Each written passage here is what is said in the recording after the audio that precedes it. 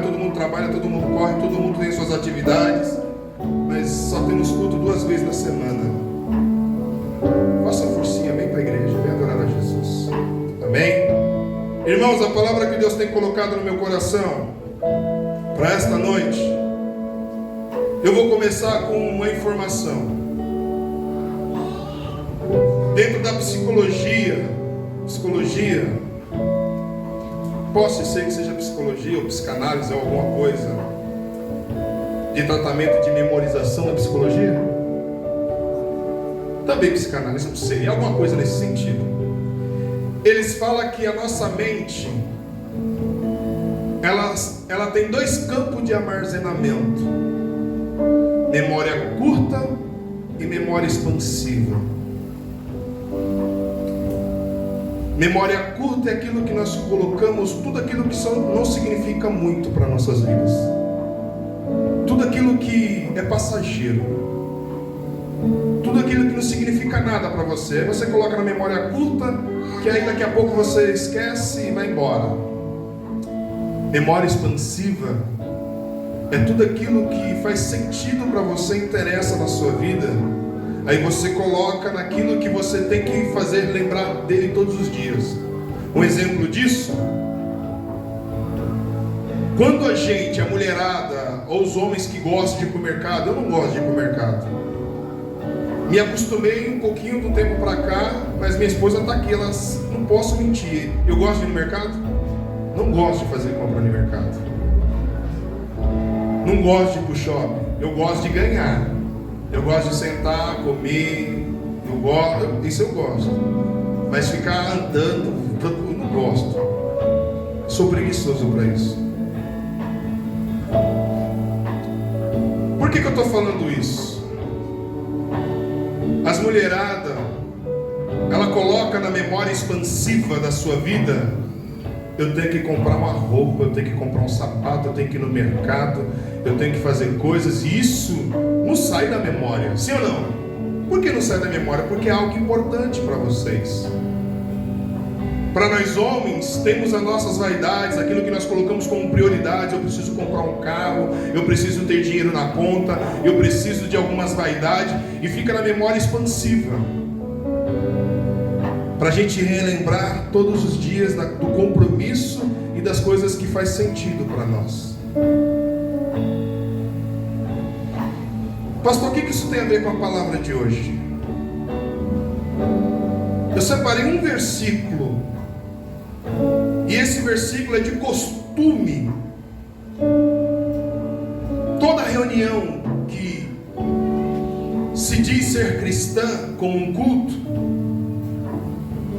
ela é encerrada com esta palavra. Sabe qual que é? Quem se arrisca? Ou amém ou bênção apostólica. E eu estava meditando sobre esse versículo. Eu preguei uma vez sobre ele na igreja de um amigo que eu fui, e eu falei: eu preciso pregar essa mensagem lá na nossa igreja. E o texto está em 2 Coríntios capítulo 13, versículo 14.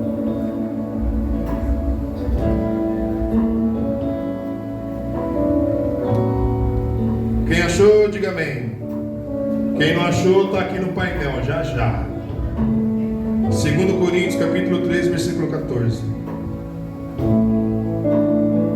É isso aí. Tá bom esse negócio.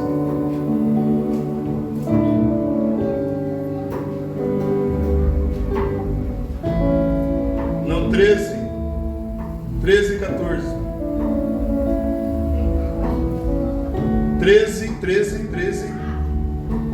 13 e 14. 2 Coríntios. Isso. Vamos lá, gente, ler comigo? Tá ficando bom esse negócio aí. Vocês colocaram uma arte boa no fundo aí, viu? No 3. 1, 2, 3. A graça do Senhor Jesus Cristo e o amor de Deus e a comunhão do Espírito Santo sejam com todos nós. Amém. Agora bonito. 1, 2, 3. A graça do Senhor Jesus Cristo, o amor de Deus e a comunhão do Espírito Santo seja com todos. Aplauda o Senhor Jesus.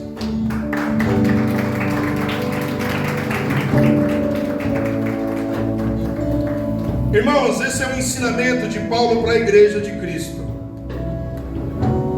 E esse ensinamento de Paulo à igreja de Cristo, ele escreveu nas cartas, ele escreveu em algumas cartas para as igrejas, para os irmãos, trazendo isso à memória da igreja e de todos aqueles. E quis os pais da igreja usar esse texto fidedigno em toda reunião da igreja, toda reunião, todo culto, todo momento que há um número maior de pessoas. Geralmente, pastor, você não vai dar a bênção apostólica? Ou presbítero, ou diácono? Não existe um perfil de pessoa teologicamente autorizada para poder dar a bênção apostólica. Isso é uma doutrina que a igreja colocou para que só os pastores ou presbíteros, as pessoas dentro dessa nomenclatura fizessem isso. Mas todo aquele que serve a Deus de verdade, em comunhão, tem compromisso com o Senhor Jesus, ele lendo esse texto, ele pode dizer para a igreja, ou para aquele grupo, ou para aquela reunião, essa bênção de Deus. E é interessante quando lemos as cartas do apóstolo Paulo aos irmãos de Coríntios, encontramos como um conselho e princípios de atritos entre eles, uns mais exaltados, que não o reconhecia Paulo como o homem escolhido por Deus para ser o apóstolo, para ser o pastor, para ser o ensinador. Não reconhecia o seu chamado. E com isso falavam que ele não tinha autoridade para falar com eles, tratando dos problemas locais. Isso era a igreja, tá, irmãos? Era a igreja que tinha esse comportamento. Mas na verdade eles não entendiam que o que o apóstolo Paulo queria fazer com todos eles era usar da oportunidade ministerial para o bem de todos, para o bem de toda a igreja.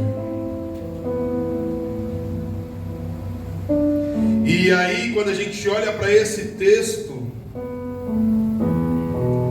a gente vê Paulo trazendo à memória para eles princípios de um comportamento, de entendimento de uma vida cristã.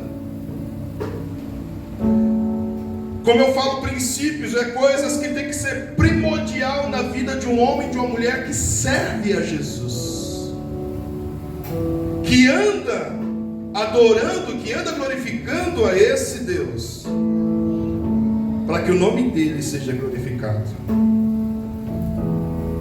E é por isso que Paulo usa desta narrativa, deste argumento, desse ensinamento para a igreja. E isso vem até nós como um princípio de que a bênção apostólica está dizendo que nós iremos viver algo da parte de Deus, e que só Deus pode dar, e só Deus pode fazer em nós. E por isso ela é reconhecida como a bênção apostólica, e que a gente encerra todos os cultos dizendo. Eu ainda troco, eu ainda inverto, né? Paulo fala da graça, o amor e a comunhão. E eu sempre às vezes começo graça, amor e o Espírito Santo. Eu inverto algumas coisas, mas que dá o mesmo sentido do benefício e do ofício da igreja estar em Cristo Jesus. Mas aí a gente se fica perguntando, a gente se faz a pergunta: o que é a bênção apostólica então? Para que serve isso? Essa bênção apostólica é a saudação que Paulo usa lá em 2 Coríntios capítulo 3, versículo 14. E que isso é usado em várias reuniões, em várias igrejas que a gente vai. Louvado e exaltado é o nome do Senhor Jesus Cristo. Alguns usam termos diferentes, alguns usam palavras diferentes, mas que dá a mesma conotação, dá o mesmo sentido de nós não sermos abençoados somente por Deus. E essa é uma verdade.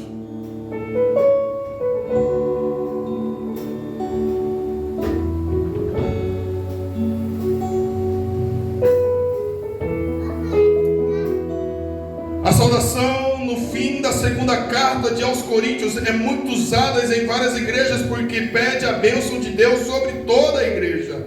E essa saudação também fala de cada parte, ou seja, da Trindade a nós.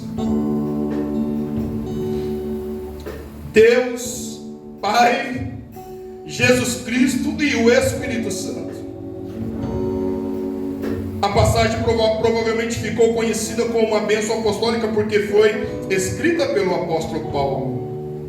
A bênção apostólica, ela mostra que verdadeiramente a bênção é bênção ter Deus no coração. Quando eu falei aqui, abri esse sermão dizendo da memória curta e memória expansiva, através do nosso comportamento, através da nossa vida, através daquilo que eu falo sempre aqui na igreja, daquilo que nós dissemos que somos, é muito natural perceber que essa bênção apostólica ela está na memória curta, de que não faz muito sentido nas nossas vidas. Ora, por que isso, pastor? Por que o Senhor fala isso? Porque, irmãos, é tanta verdade que há nesse versículo tão pequeno que nos compromete a ter um comportamento muito mais elevado daquilo que nós realmente dissemos que somos. Louvado e exaltado é o nome do Senhor Jesus Cristo. O que é a graça de Deus?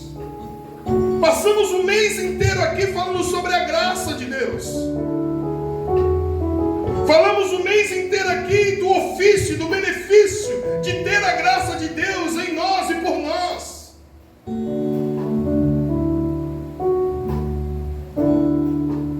A graça de Deus limpa todo o pecado e dá força para viver de maneira correta. Vou repetir. A graça de Deus, aleluia, em Jesus Cristo, ela limpa todo o pecado e nos dá força para viver de maneira correta. Quando nós olhamos para Cristo, entendemos que Ele é a graça e Ele é a força que nos dá condições de viver uma vida limpa, uma vida correta, uma vida santificada nele, para Ele, aleluia, aleluia. Mas tem um segundo ponto, porque na bênção apostólica ela fala do amor. O que é o amor que Paulo está dizendo para a igreja?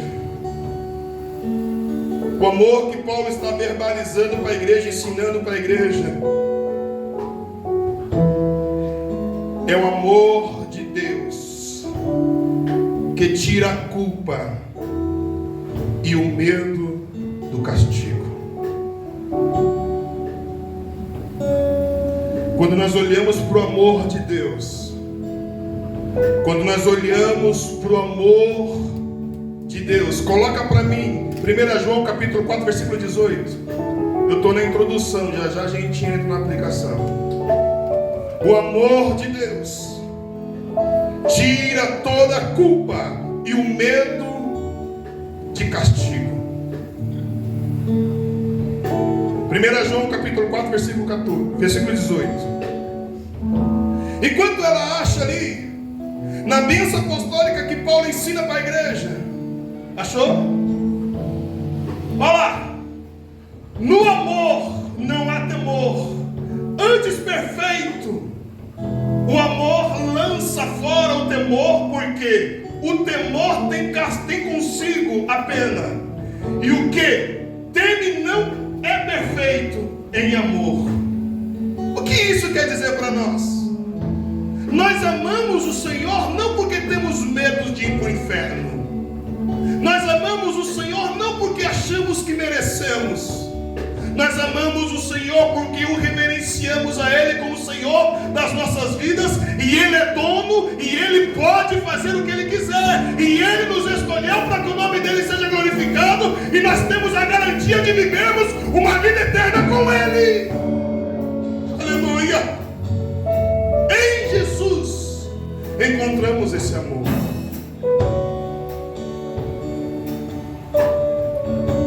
Mas também temos uma outra palavra: comunhão. O que é comunhão? O que Paulo quer dizer com a comunhão para a igreja? Paulo está querendo dizer o seguinte: a comunhão do Espírito Santo nos une a Deus e a todos os crentes no mundo. A comunhão que Paulo está verbalizando para a igreja de Corintos e para todos os crentes que leem e verbaliza esta comunhão, está dizendo que o Espírito Santo de Deus nos une a Deus e a todos os crentes do mundo. Não existe, irmãos, ninguém aqui melhor do que ninguém. Não existe ninguém aqui fora do corpo quando se dá a entender que é a igreja de Cristo. E aquele que se acha exclusivo, somente eu e somente nós, ou somente fulano, ou somente cicrano, ou somente Bertrano, não está ligado no corpo de Cristo. Porque se tem o Espírito Santo, ele olha para o irmão, ele olha para o irmão, ele olha para o irmão, ele olha para o irmão e diz: somos irmãos em Cristo Jesus, porque o Espírito Santo habita em mim, e se habita em mim, nós somos a igreja que glorifica a Deus. Aleluia! Aleluia! Pode aplaudir ao Senhor. Aleluia! Nós somos a igreja que caminhamos junto em comunhão ao reino do Senhor. Louvado e exaltado é o nome do Senhor Jesus. Já para título de curiosidade, estou encerrando aqui a introdução. Se nós formos passear pela Bíblia e dar até um Google, a gente vai encontrar 222 versículos contendo a palavra graça. 202 versículos identificando que não somos merecedores, mas temos que ser grato ao Senhor pela tua infinita bondade em Jesus Cristo por nós. De alguma forma ser agradecido ao Senhor.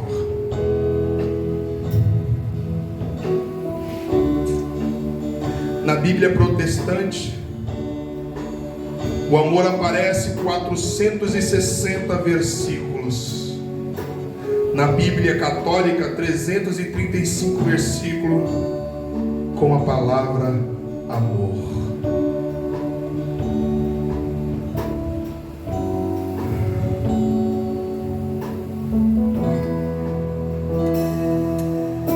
A palavra comunhão, ela aparece já menos vezes no Novo Testamento. Isso foi quando eu pesquisei. Posso ser que tenha mudado, ou a fonte que eu pesquisei lá atrás desses dados.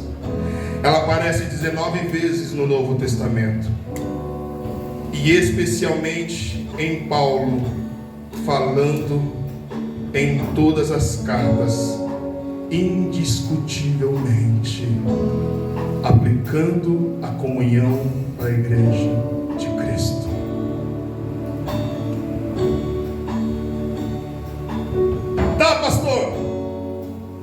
O Senhor está falando que nós colocamos isso na memória curta da nossa vida.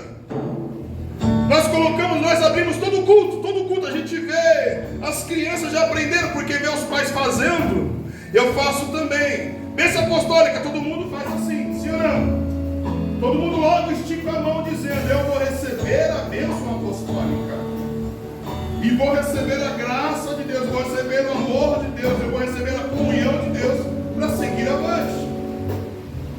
Só que isso tem que ser na memória expansiva, para todo dia nós trazermos a memória daquilo que nós recebemos do Senhor e vivermos na prática o que nós recebemos no culto de domingo, no culto de quinta, no culto de terça ou qualquer outra reunião.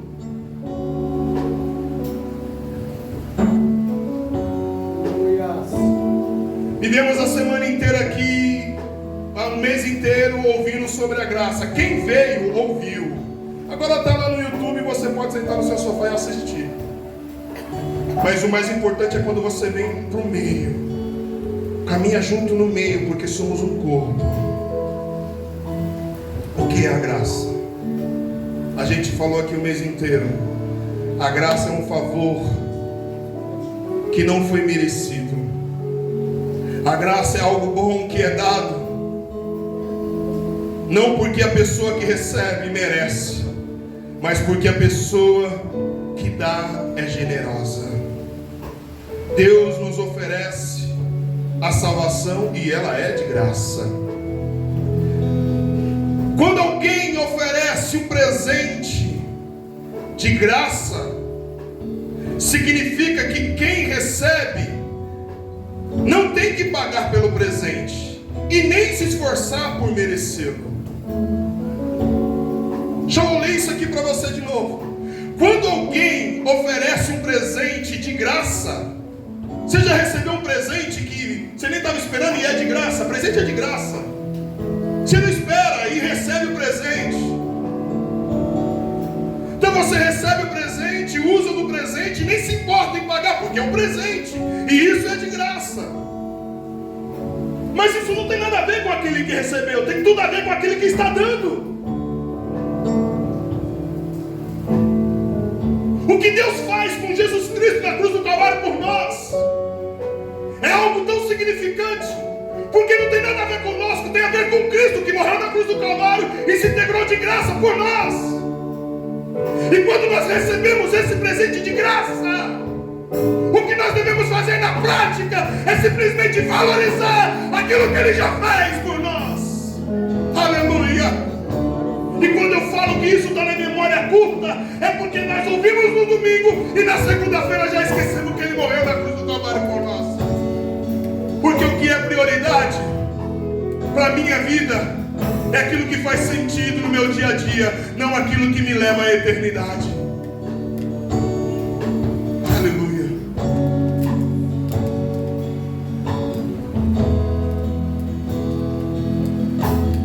A graça, ela revela o bom caráter de quem dá, mas não de quem recebe. A graça, ela revela o caráter de quem é o doador, não de quem é o que recebe. O que recebe, ele tem a graça, não por merecimento, mas entendido que foi de graça, faz uso dela para a glória do nome dele. E o nosso comportamento muda. Posso ouvir um amém? Amém. Pastor, então o que devemos ter então? Eu grifei aqui e deixei bem grande. Devemos ter a identidade daquele que se entregou de graça. Todo cristão, todo homem, toda mulher, todo jovem, todo adulto, toda criança, na prática do conhecimento e do entendimento de quem é aquele que se entregou de graça por nós, nós devemos procurar ter a identidade. O que é ter a identidade? Ter um perfil, ter um estilo de vida, ter um comportamento daquele que se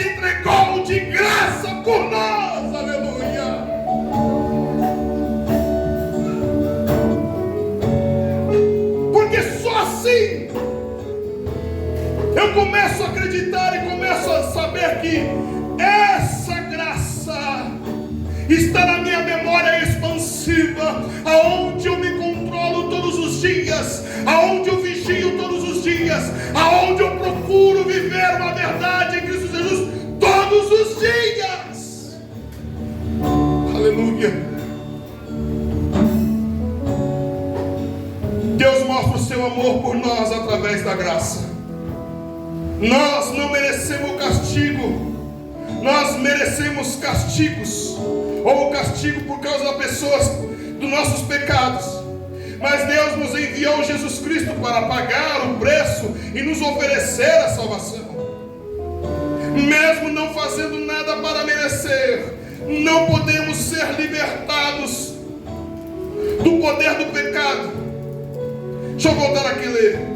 Mesmo não fazendo nada para merecer, nós podemos ser libertados do poder do pecado, perdoados do castigo eterno e adotados como filhos de Deus para morar com Ele para sempre. E isso está relatado em Efésios capítulo 2, no versículo 4 e versículo 5.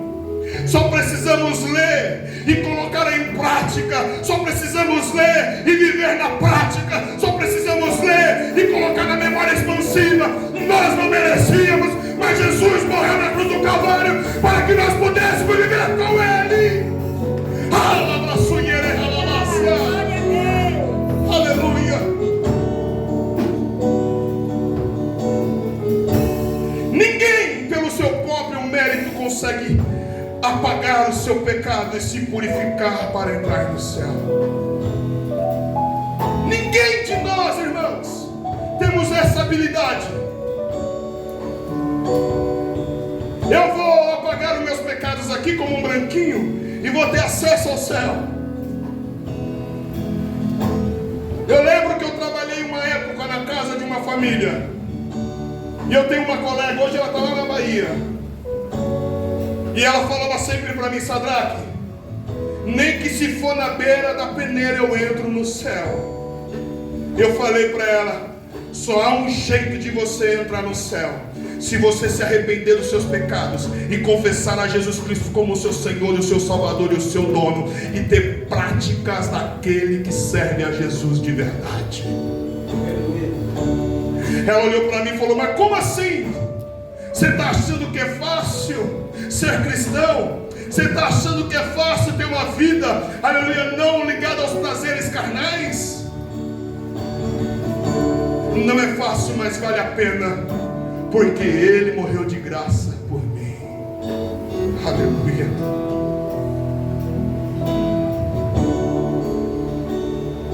Por mais que tentamos ser bons, não conseguimos evitar todo o pecado. Só Deus pode nos libertar do peso do pecado. 1 João capítulo 1, versículo 8 e 9. Ele não precisa libertar. Ele precisa nos libertar. Ele não precisa nos libertar. Ele poderia exigir justiça e condenar a todos, mas Ele nos ama. Por isso, Ele nos ofereceu a sua salvação, e essa salvação, ela é um valor de graça para nós. Ele pagou. Ele pagou. Ele enfrentou. Ele sofreu. E nos deu um favor imerecido de graça, para que nós pudéssemos viver a sua bondade, caminhando para a eternidade. O que nós estamos fazendo com esse fator da graça? O que nós estamos fazendo? Irmãos, eu estava conversando aqui, não sei que dia, com os meninos aqui, acho que não sei que dia foi desses à noite. Conheço tanta gente, tanto crente, afinal de contas são 47 anos se relacionando com crente, vendo crentes, 47 anos vivendo com pessoas, Quantas pessoas nós encontramos no meio do caminho que abandona, que faz relaxadamente, que não tem compromisso, que não tem verdade. A verdade só é naquilo que lhe apraz, só é naquilo que te traz desejo, só é naquilo que traz vontade de fazer. Não, irmãos. Eu tenho alguns amigos e esses dias eu vi o testemunho dele.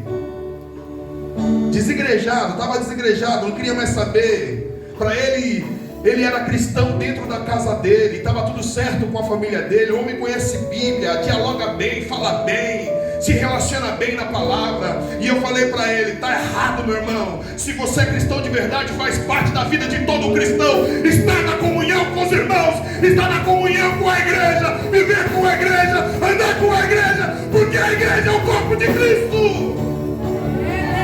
Aleluia! Aleluia! A gente encontra muita gente para falar mal da igreja, a gente encontra muita gente para falar mal da instituição, mas a instituição não vai salvar ninguém. O que vai salvar alguém é aquele que morreu pela igreja. E se eu faço parte dela, eu tenho que andar junto com esses irmãos, porque ninguém pode se salvar, ninguém pode se libertar, mas aquele que morreu pela igreja pode fazer isso acontecer. Aleluia. E eu ouvi o testemunho dele esses dias atrás. Ontem, ele dizendo, e um outro amigo nosso falou: amigo, quem diria você pegando a sua família, indo para a igreja, adorando ao Senhor Jesus? Sabe o que ele falou? Porque eu vi que em casa eu não estava conseguindo segurar o meu filho, e lá no grupo de jovens ele está se dando bem, ele está lendo a palavra, ele está caminhando com Jesus. A minha filha na sala das crianças, ela está glorificando a Jesus, ela está adorando a Jesus. E a minha esposa, ela está se relacionando, e eu, como homem da casa, preciso caminhar junto.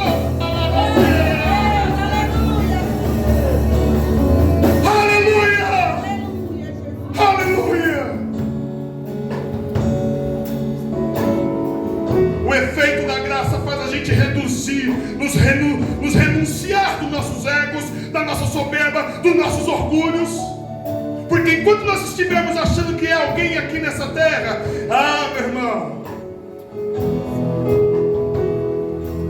a graça ainda não fez o efeito em nós que precisa ser feito. Tudo bem, em alguns ela faz efeito rápido, em alguns elas demoram. Mas deixa eu te dizer uma coisa: se atente a isso, porque está à volta Cristo. Cristo está à porta para buscar uma igreja que entendeu o fator da graça. Já deu o horário. Segundo ponto: o que significa esse amor que Paulo ensina na bênção apostólica? Quando a Bíblia diz que Deus é amor, significa que o amor é a característica essencial da natureza de Deus.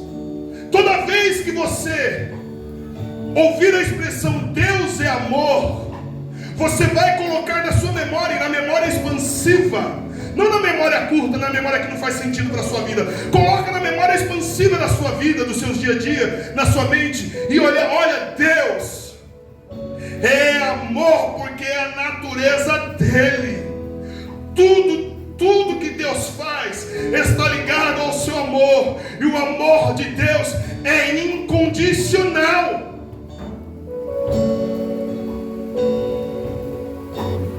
Deixa eu te dizer uma coisa: o seu amor para vir para este lugar é condicional. Por quê, pastor?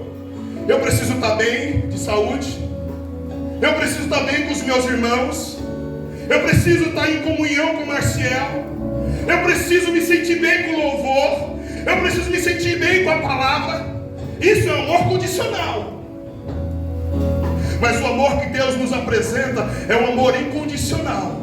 E esse amor incondicional, ele vê todas essas nossas ignorâncias, todas essas nossas ignorâncias, abundância, e Ele está todo o tempo pronto para derramar da sua graça, derramar do seu amor, e nós vivemos essa comunhão, aleluia, com Ele. Aleluia, Jesus.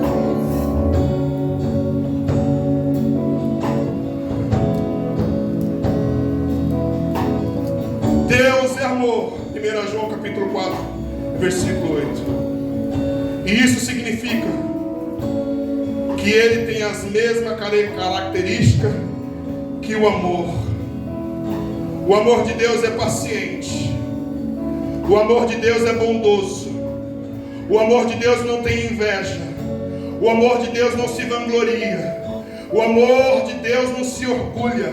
O amor de Deus não maltrata. O amor de Deus não procura os seus próprios interesses. O amor de Deus não se ira facilmente. O amor de Deus não guarda rancor. O amor de Deus não se alegra com a injustiça. O amor de Deus se alegra com a verdade. O amor de Deus tudo sofre. O amor de Deus tudo crê. O amor de Deus tudo espera. O amor de Deus tudo suporta. O amor de Deus, aleluia, nunca perece. Todas essas coisas também são características de Deus.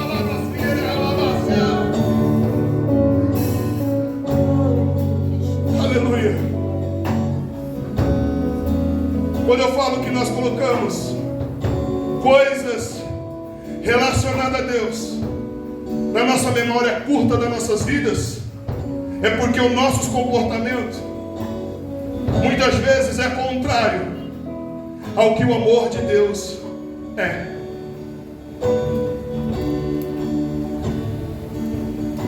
Em Deus encontramos o verdadeiro amor. Todo amor vem de Deus, porque Ele é amor. Porque o amor de Deus é incondicional. O amor de Deus é incondicional. Isso não significa que não depende do que nós fazemos. Deus nos ama porque Ele é cheio de amor. Ele nos criou. Não há nada que podemos fazer para diminuir o seu amor. Quando eu falo isso, eu lembro de um diálogo que eu tive com a minha enteada em um certo tempo da minha vida. Vocês sabem que enteada não é filha da união conjugal. Enteado é filho de uma união a qual algum dos cônjuges já tinha um filho de um outro relacionamento. E assim aconteceu comigo e com a minha esposa. Quando nós casamos, eu tinha uma filha e ela já tinha outra filha. E no caminhar das nossas vidas, eu peguei a Nicole com 4 anos de idade, assumi ela com unhas e dentes como minha filha. Quando chegou na época de 13, 14 anos, eu acho, eu falei para ela assim: você pode não me amar da maneira que eu te amo, e você tem todo o direito. A única coisa que você não consegue tirar é o amor que eu sinto por você, porque o amor que eu sinto por você é verdadeiro. Quando eu olho para Cristo, Ele pode falar isso para mim. Você pode não entender o amor que eu tenho por você, e você tem todo o direito, mas a única coisa que você não pode fazer é tirar essa essência desse amor. Aleluia. Deus é verdadeiro, e o amor dele é verdadeiro por nós. Precisamos colocar isso em nossa essência, porque Deus, Ele nos ama. Eu vou fechar falando sobre comunhão. Comunhão, koinonia,